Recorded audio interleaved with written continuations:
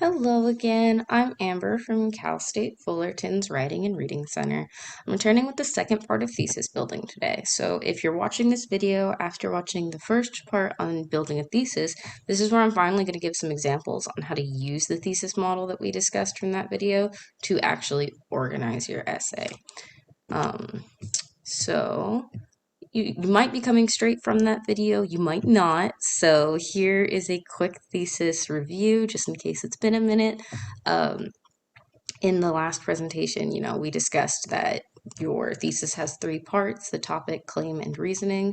Here we're going to be focusing mostly on reasoning, as it's the major component when it comes to the organization within your essay. Every paragraph should essentially reinforce your topic and claim, but you're specifically focusing on each reasoning in each paragraph or, part of your essay.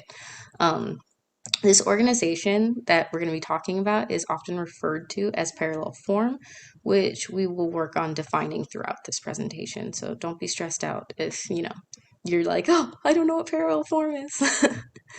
So, if you watched the previous video, then you should be pretty familiar with this thesis already. Just as a refresher on expository essays, it's an essay that is generally focused on reporting research rather than arguing a position, and we avoid polarizing language. For this example, I will be showing how we take the reasoning and formulate topic sentences while using parallel form. In its most basic sense, parallel form says if you mention a piece of reasoning first in your thesis, then it's coming first within your essay. In this example, the first piece of reasoning is that niacinamide may reduce hyperpigmentation and signs of aging, so we create the first topic sentence using parallel language to help our readers easily situate themselves and recall our thesis. It may seem odd and repetitive, but for the sake of clear organization, it's necessary to repeat yourself just a bit. Here I have an example of how the reasoning can transfer into a topic sentence. You can clearly see the parallel language used here, and this is just a nice way of signaling that this paragraph or portion of the essay is corresponding to your first reasoning. Much like in the thesis, I avoided using polarizing language. This is just a characteristic of expository essays, but it's still good to keep that in mind. That is the type of essay you're writing. Every time we introduce a new piece of reasoning, we must follow some kind of parallel form to keep things organized for our readers, as well as introduce transitions to help ease our readers into the next reasoning without it feeling too abrupt. Just as a side note, you will notice that generally when I'm showing a reasoning that is, going to be my first body paragraph, there doesn't seem to be a super obvious transition. Technically, as long as your thesis is at the end of your introductory paragraph, once you move into your first body paragraph, you already have a very obvious way of transitioning because your parallel language sort of takes care of that, right? So just keep an eye out for that. Make sure that you're noticing that that's why some of my examples may not look like they're transitioning, even though they kind of are. So, as a general note, you may notice here that my topic sentences 2 and 3 both have transitions attached to them. Reasoning 2 calls back to reasoning 1 by saying, hey, remember how we just talked about the cosmetic uses for niacinamide? And then it moves into the second point of it being anti-inflammatory. This shows that we're now going to talk about a different use of niacinamide, and that instead of it being a purely cosmetic item, we're now introducing more medicinal uses.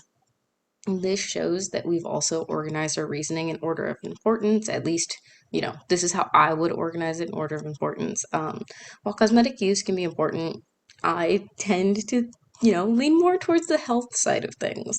So once we get to reasoning 3, it becomes clear that we followed a parallel form that's logical and, goes with how we presented it in the thesis. And our most important point closes out the evidence of the essay by introducing niacinamide through its ability to prevent skin cancer.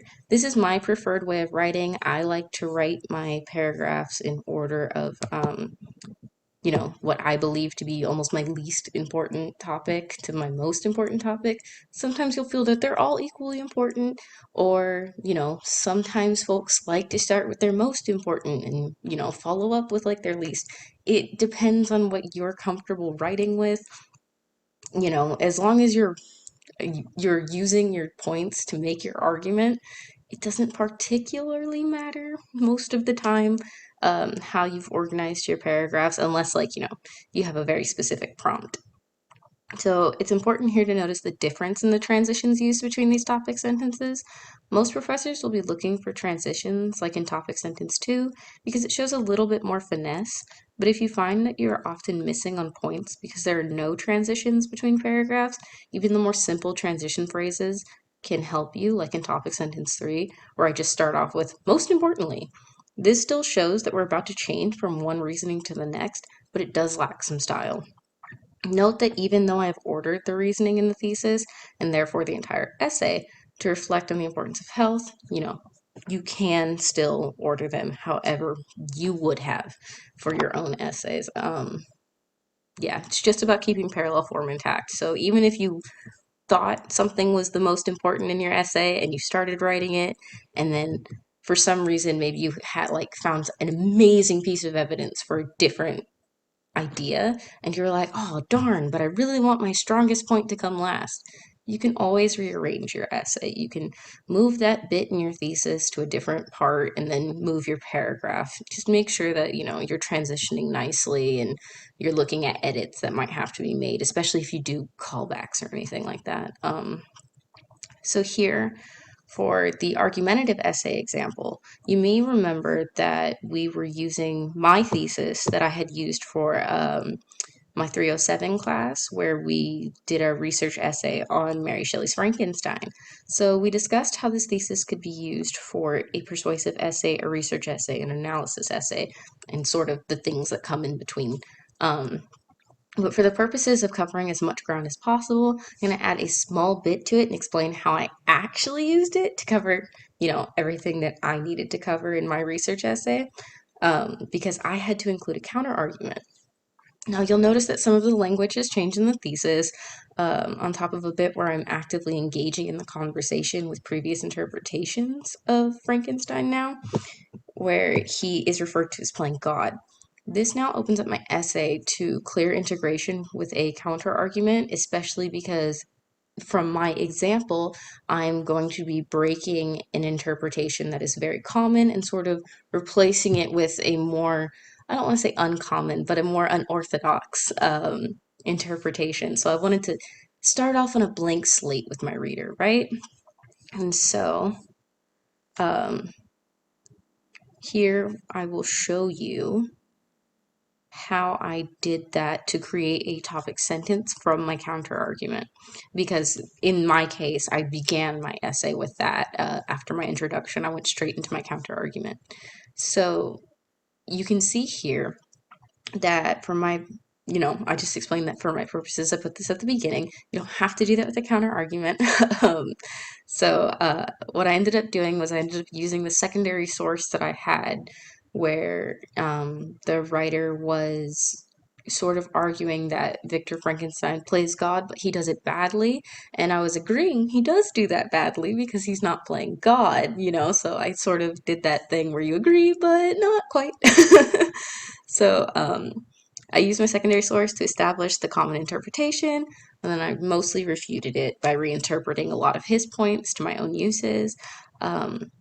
If I had changed my mind and wanted to introduce this at the end of my essay, after I had already made my full arguments, I might have had to change my thesis to reflect that. But there are ways where your thesis doesn't necessarily have to include a very obvious counter argument. So I'll show that in the next slide. So we're only going to talk about one topic sentence that goes with reasoning 1, and then I'm going to give you can see here that there is a alternate counter argument. So the transition that I use here is, of course, calling back to the counter argument that I actually used. If you were not using that counter argument, then of course reasoning 1 just becomes paragraph 1. And we already talked about why it might not particularly need a very specific transition. So, the alternative to the way that I've done my topic sentence could literally just be something like Victor fails as or Victor is an unwilling mother and he fails at this because of his overwhelming cowardice. Do you see what I mean? So, you know, for the sake of showing how the reasoning could function to cover a counter argument as well, you can see that a possible counter argument can always just link to a reasoning. If I write a paragraph that focuses on how Victor is a coward, a possible counter argument can always be that someone else could interpret Victor as heroic, which is what I'm showing you here. In this case, your counter argument would just follow whatever point, so if you're going to refute your first reasoning, I would put it right after that. Although personally, I prefer my counter arguments to either be before all of my reasonings or after all of my reasonings. It's technically up to you. I have seen people who are perfectly fine with putting a counter argument in the middle of an essay. For my own uses, that makes me uncomfortable because I just like to have everything, nice and organized for myself. But however you have to do it to logically make sense, go for it. You know what I mean? So at this point, you should be seeing a pretty clear pattern with, essay type doesn't particularly inform topic sentence creation. You'll notice that when we did the expository examples, they mostly still didn't have polarizing language. Your thesis already sort of covers the basic tone of your essay, so by following your parallel structure, you should be able to fashion appropriate topic sentences. And guess what? Congratulations! We've reached the end of the video and you no longer have to hear me talk about thesis statements. If you want further guidance on structuring paragraphs, tips for writing introductions and conclusions, or any other questions about writing, feel free to go to the videos that our other tutors have made on those subjects. I hope this was helpful in making you feel more comfortable with the writing process. Have a great day!